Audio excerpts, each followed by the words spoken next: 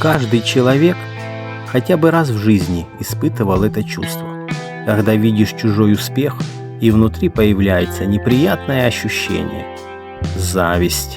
Но почему она возникает? И человек начинает задаваться вопросом: почему у него получилось, а у меня нет? Чаще всего зависть рождается из-за сравнения себя с другим. Мы смотрим на чужую жизнь и начинаем чувствовать, что нам чего-то не хватает. У него лучше работа, у нее больше денег, у них счастливая жизнь. К этому добавляется низкая самооценка, неудовлетворенность своей жизнью и чувство внутренней нехватки. Но если посмотреть глубже, у зависти есть и природный корень. Когда-то это было обычным механизмом выживания. Человек видел, что у другого больше ресурсов, еды, безопасности, возможностей, и стремился получить то же самое. Но в современном обществе это часто превращается в досаду, злость, разочарование при виде чужого благополучия. Существует два вида зависти. Черная зависть, когда человек не просто хочет того же, а хочет, чтобы у другого этого не было. И есть белая зависть, когда чужой успех не злит, а вдохновляет добиться такого же результата. Зависть может иметь разные последствия. Она способна вызвать стресс, раздражение, злость и постепенно снижать самооценку.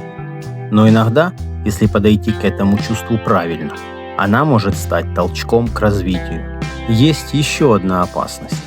Когда человек слишком сильно завидует, он начинает терять свою индивидуальность. Вместо того, чтобы жить свою жизнь, он начинает без остановки задавать себе вопросы. Как он это сделал? Может, мне тоже так? Как же распознать зависть? Есть несколько признаков. Когда ты чувствуешь разочарование при чужом успехе, раздражение, обесценивание достижений другого, всегда находишь подходящий ответ. Да ему просто повезло.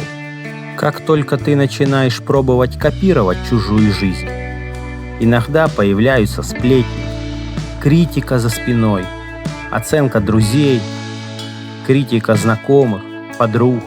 Но важно помнить одну вещь. Чужая жизнь – это не ваша дорога.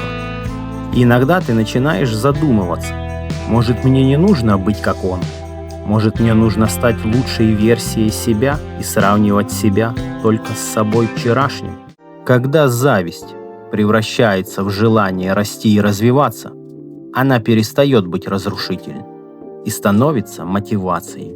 Он решил меняться. Получится ли это у него сделать? Как он избавится от зависти? Скоро это узнаем.